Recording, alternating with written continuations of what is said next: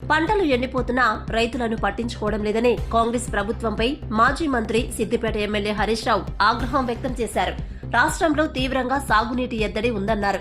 లక్షల రూపాయలు ఖర్చు పెట్టి బోర్లు వేసినా నీళ్లు పడడం లేదని, పంటలు ఎండిపోయి రైతులు కష్టాలు పడుతుంటే కాంగ్రెస్ సర్కారుకు చీమ కుట్టినట్లు కూడా లేదని ఆయన మండిపడ్డారు. సోమవారం తెలంగాణ భవన్లో హరీష్ రావు మీడియా సమావేశం నిర్వహించారు.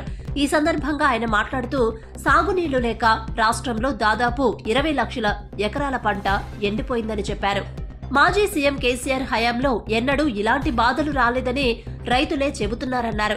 మేము క్షేత్రస్థాయిలో పంటలను పరిశీలించడానికి వెళితే రైతులు తమ బాధలు చెప్పుకుంటున్నారని, ఎండిపోయిన పంటలను చూస్తుంటే మా గుండె తరుక్కుపోతుందన్నారాయన.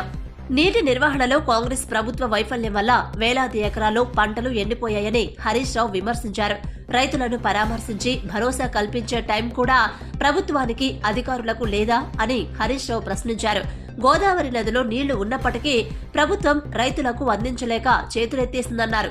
కాంగ్రెస్ వచ్చాక నీళ్లు లేవు, కరెంటు లేదు, మోటార్లు, ట్రాన్స్ఫార్మర్లు కాలిపోతున్నాయని చెప్పారు. రైతులు ఇంత ఇబ్బందులు పడుతున్నా సీఎం రేవంత్ రెడ్డి అసలు పట్టించుకోవడం లేదని, ఎంతసేపు ఇతర పార్టీల నాయకులను పార్టీలో చేర్చుకోవడంపైనే ఆలోచిస్తున్నారని దుయ్యబట్టారు. తాను గేట్లు తెరిచానని రేవంత్ అంటున్నారని, గేట్లు తెరవాల్సింది రాజకీయ పార్టీల కోసం కాదు, రైతు కోసం గేట్లు తెరువు. సీఎం, మంత్రులు హైదరాబాద్లో రాజకీయాలు మానే వ్యవసాయ క్షేత్రాలకు వచ్చి రైతులకు ఆత్మవిశ్వాసం కల్పించాలన్నారు. నష్టపోయిన రైతులకు వెంటనే ఎకరానికి 25,000 నష్టపరిహారం చెల్లించాలని డిమాండ్ చేస్తున్నట్లు హరీష్ రావు అన్నారు. నిన్న వరంగల్ జిల్లా దేవరుప్పుల మండలం లక్ష్మీబాయి తండాకు నేను, నాతో పాటు గౌరవ మాజీ ఉప ముఖ్యమంత్రి వర్యులు కడియం శ్రీహరి గారు, మాజీ మంత్రి దయాకర్ రావు గారు, మాజీ మంత్రి సత్యవతి రాథోడ్ గారు, పెద్ది సుదర్శన్ రెడ్డి గారు, మేమందరం కూడా క్షేత్రంలో రైతుల యొక్క పరిస్థితి చూడడానికి వెళ్ళడం జరిగింది.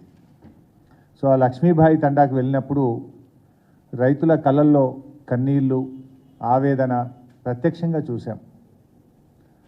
ఒక రైతు సత్యమ్మ, ఆవిడ పొలంలోకి మేము వెళ్ళాం. భర్త పేరు నరసింహ అనుకుంటా. 4 బోర్లు వేశారు. 4 బోర్లు వేస్తే చుక్క నీళ్లు పడలేదు. బావులు పూడిక తీయడానికి క్రేన్లు కిరాయికి తెచ్చుకొని పూడిక తీస్తూ ఉన్నాం.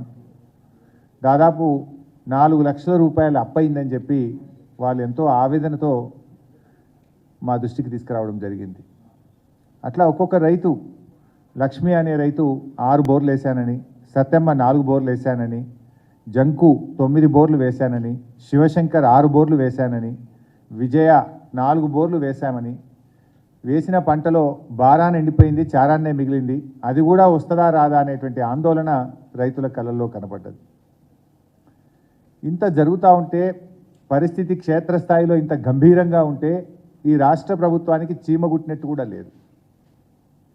ఆ రైతులతో నిన్న నేను మాట్లాడినప్పుడు గత 10 ఏళ్లలో ఎన్నడూ ఇట్లాంటి పరిస్థితి రాలేదు. కేసీఆర్ గారు ఉండగా ఒక గుంట కూడా ఎండలేదు. ఈ ప్రభుత్వం వచ్చిన తర్వాత పరిస్థితి దయనీయంగా ఉంది. మా తండాలో తాగడానికి కూడా నీళ్లు రావడం లేదు, వారం రోజులకు ఒక్కసారి మంచినీళ్ళు వస్తూ ఉన్నాయి అని చెప్పి ఆ అక్కా చెల్లెలు ఎంతో ఆవేదన వెలుబుచ్చడం జరిగింది.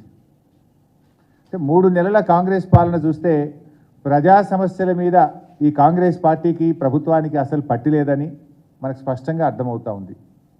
కానీ అదే సమయంలో ప్రజల దృష్టి మరల్చడానికి చిల్లర ప్రయత్నాల మీద ఎక్కువ దృష్టి పెట్టినట్టు కూడా మనకు స్పష్టమవుతూ ఉంది.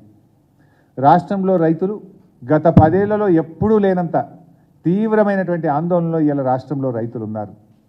ఒకవైపు ఈ రాష్ట్ర ప్రభుత్వం నీటి నిర్వహణ విధానం సరిగా లేక రైతులకు నీళ్లు ఇవ్వడంలో ఈ ప్రభుత్వం పూర్తిగా విఫలం చెందడం, మరోవైపు రైతు బంధు రాకపోవడం, మూడోది కరెంటు ఎప్పుడు వస్తుందో ఎప్పుడు పోతుందో అర్థం కాక ఈ వచ్చిరాని కరెంటుతో, లో వోల్టేజీ కరెంటుతో మోటార్లు కాలిపోతూ ఉంటే ఇలా రైతుల మీద ఆర్థిక భారం పడుతున్నటువంటి పరిస్థితి. మరోవైపు వడగళ్ల వాన, అకాల వర్షాలతోని కూడా ఈరోజు పంట నష్టం జరుగుతూ ఉంది. ఇవన్నీ కూడా ఒక తీవ్రమైనటువంటి ఆందోళనలో ఇలా రైతాంగం ఉన్నటువంటి పరిస్థితి. రాష్ట్రంలో దాదాపు 20 లక్షల ఎకరాల్లో పంట ఎండిపోయినట్టుగా మా పార్టీకి ప్రాథమికంగా అందుతున్నటువంటి సమాచారం. ఇలా 20 లక్షల ఎకరాల్లో పంట ఎండుతూ ఉంటే ఇప్పటికీ కాంగ్రెస్ వచ్చిన ఈ 100 రోజుల్లో 180 మంది రైతులు ఆత్మహత్య చేసుకున్నారు. పరిస్థితి ఏమో ఇంత గంభీరంగా ఉంది.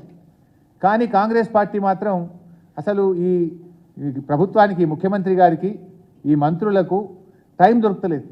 క్షేత్రస్థాయిలో వెళ్ళి పరిస్థితిని అంచనా వేయడానికి కానీ, రైతుల్ని ఓదార్చడానికి కానీ, రైతులకు భరోసా కల్పించడానికి కానీ ఈ ప్రభుత్వానికి అసలు టైం దొరకలేదు. ఇతర పార్టీల మీద, చేరికల మీద వీళ్ళకి దృష్టి పెడతా ఉన్నారు తప్ప, కానీ వీళ్ళు ఈ రాష్ట్రంలో 180 మంది రైతులు ఆత్మహత్య చేసుకొని పరిస్థితి ఇంత ఆందోళనగా ఉంటే కనీసం అసలు ఆలోచిస్తున్నటువంటి పరిస్థితి లేదు. ఒక అధికారుల బృందాన్నైనా పంపించిండ్రా? ఒక రాష్ట్ర ప్రభుత్వము జిల్లా కలెక్టర్లకో, ఆర్డీఓలకో, వ్యవసాయ శాఖ అధికారులకో, రాష్ట్ర స్థాయి నుంచి అధికారుల బృందాన్ని పంపించి పరిస్థితిని సమీక్షించడం కానీ, రైతులకు ఒక భరోసా కల్పించడం కానీ ఈ ప్రభుత్వం చేయడం లేదు.